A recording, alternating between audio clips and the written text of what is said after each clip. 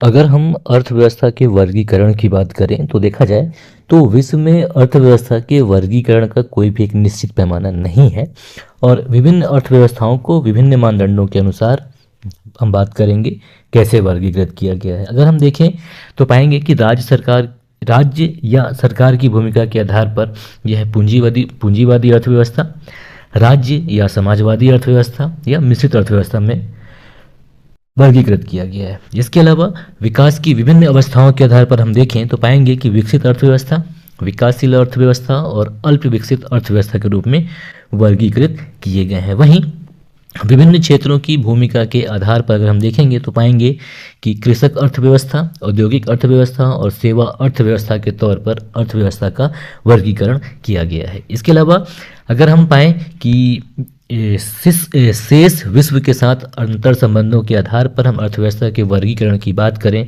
तो यह दो प्रकार की हो सकती है, या तो खुली या फिर बंद, यानी कि खुली अर्थव्यवस्था और बंद अर्थव्यवस्था। इसके अलावा अगर हम नियोजन के आधार पर पाएँ तो देखेंगे दो प्रकार की अर्थव्यवस्था होती है, योजनाबद्ध अर्थव्यवस्था और गैर योजनाबद्ध अर्थव्यवस्था।